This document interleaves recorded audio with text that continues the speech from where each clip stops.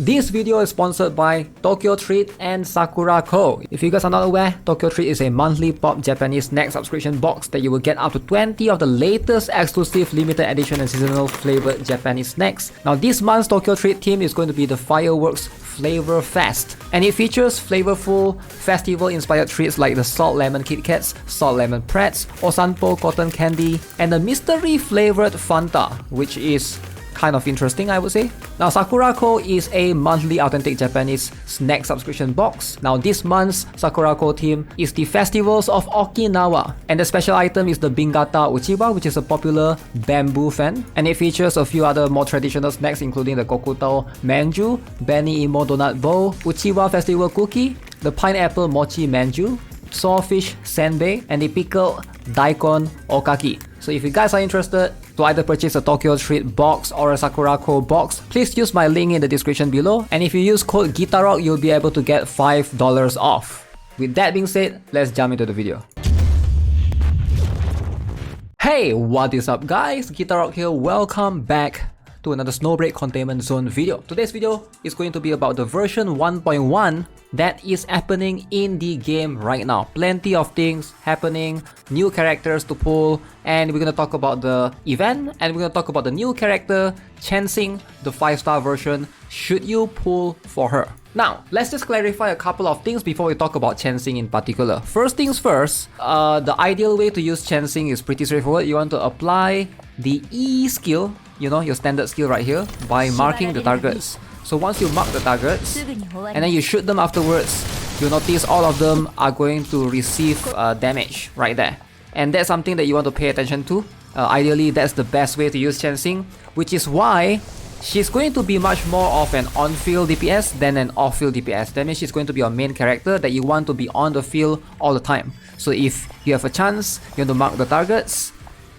Like if I were to shoot this character right now, if I were to shoot this, you can see there's no like additional source of damage. But if I do this and I mark them, you can see how there's like multiple instances of damage right there. So that's ideally the best way to go about it. Now what's good about this is her ultimate skill actually complements her standard skill. So once you mark the targets, right there, right? And then if I have the ultimate skill charge going on, I can go here and apply this right here. Keep in mind that the ultimate skill is a little bit different. It's a smaller area and it does explosive damage within the area. And if the target moves around, like you see in this case, the target moves out of the ultimate, so that can always be a problem. That means they won't get hit at all. So you gotta be careful with how you apply the ultimate skill. Apply it after the enemy move if you know the enemy is gonna move around a lot. So you just gotta apply it as follows. So it does an AoE in the area against certain mob. If there's plenty of enemies, for sure this is going to be a very good skill. I do think that life complements her really well, or enemies that can CC, Kaguya or life. If you can freeze the enemy, prevent them from moving around too much, that's going to be a good combo with her. One more thing that you can notice is her dash. I actually feel like this dash is faster compared to something like Life's dash where she will roll on the floor. That seems to be slower because they roll and then they try to get up afterwards. So this seems to be a faster dash overall based on my observation after using this for a couple of times, right? Now in terms of Chenxing support skill, it's not very good. Alright, so Chenxing support skill, as you can see on the screen right now, it doesn't do much damage. It does very small DOT damage over time. It trickles very slowly compared to something like Life Walhan's skill, for example, which straight up just freeze the enemy and do a much bigger chunk of damage. Her support skill seems really underwhelming. So if you are using Chenxing, definitely you need her to be your main DPS. You need her to be someone that's always on the field, constantly doing damage, because that's what she's good at. She's not good at the off-field DPS damage. She doesn't provide much CC at all. Now keep in mind that her skill requires you to hold before you release it, right? So if you release it like too early, it doesn't really do anything. So that's something that you have to like make sure to get used to. I mean, after a while you'll get used to it. Similar to Nahida from Genshin, I guess. There's some sort of mechanics right there. But what I didn't like is right here, if I were just to press E by accident, you can see it basically puts my skill in a cooldown, right? That was an accident right here. So make sure you be very careful, alright? So if you are using the E skill, the standard skill, make sure you charge up a little bit, wait a couple of seconds before you release the marks, and then shoot along the way, and that's how you are able to do a bunch of damage. Alright, let's go. 40 more pulls, and I'm guaranteed. Let's see if we can get it before 40. Alright, this is just one. Cyrus again. You play Snowbreak on mobile, no issue. Ooh, 4 stars. Do I have her? I don't think I have her. I think I got the 5-star version, but not the 4-star version. Does she has rate up or something? Okay. Oh, that is new for sure. Okay, that free shot is new. We got it before! That's guaranteed for sure, right? Because the first time we lost a 50-50, so this is a guaranteed for sure.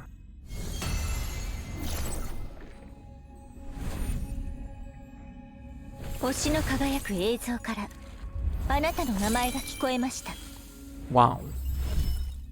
I got her at 70th pool, so I didn't have to go to the 80th. Now, let's talk about her weapon then. What is going to be the ideal best weapon for her? If you look carefully, she has one specific alignment passive skill which requires her to use an electrical weapon. Alright, you can see right here, when she is equipped with an electrical weapon, shot hits has 50% chance to increase the hits damage by 8%, increasing by an additional 8% for each 100 alignment index. So therefore, having some sort of electrical weapon is going to be pretty much mandatory on her. If you look at all the assault rifle guns right now available, because she's an assault rifle user, one main weapon that is going to be highly recommended for 4-star is either going to be Odd Alley Cat, which is this particular one, or the Duckling. So which one is better? I do think that this particular one, the Odd Alley Cat, is going to be slightly better because it gives you a passive alignment index as opposed to this particular one, which gives you attack increase. Now both of it are pretty good, attack percent increase or alignment index. Both can definitely benefit her, but I do think that the alignment index is going to come out on top, especially once you max out everything. If you look at the passive as well, this one gives a better one, the Odd Alley Cat. It actually increase everyone's U energy recovery, which is the ultimate energy recovery, by 30%. But obviously, it's nothing compared to her best in slot, which is going to be the anti-evil ward. This one is just straight up. Look at this skill right here. This is just an insane amount of damage that you can obtain right here. Increase electrical damage by 18% and crit damage amplifier by 12%. And when you do any electrical damage, you get 1 stack of Crimson Cloud, and you get up to 50 stacks. So after you obtain max number of stacks, Crimson Sky Shield state is activated for 5 seconds. And you are going to increase your attack by 21% more. Like, that's just like, what is this even? This is like a monster of a weapon for her, right? Basically, there's just no beating it. This is going to be the best 5-star weapon. If you are looking for another 5-star weapon, if you don't have that, probably Trials Eve. It's going to be pretty decent, even though this one gives alignment index, but max HP 18%, increased attack by 12%, which is fine, but it's nothing as good as this particular one, the anti-evil ward. So definitely this is going to be her best in slot, but any electrical weapon preferably, so that she can actually benefit from this particular passive skill right here. Right now, I'm personally running a Duckling myself, and so far, I think this gun has been pretty good.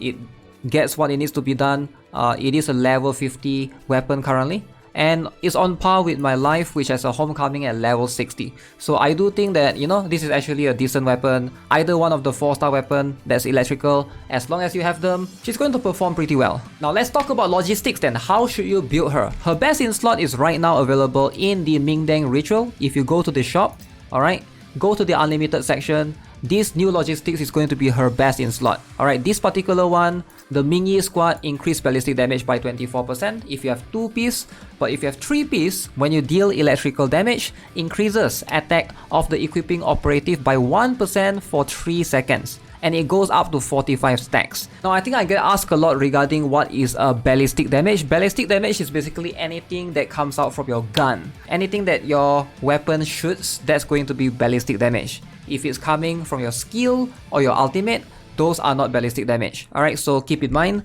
There's also ADS ballistic damage, basically aim down sight ballistic damage, where you are basically aiming down with the scope. Those are going to be very strong on characters that aim a lot, right? Like sniper rifles and stuff.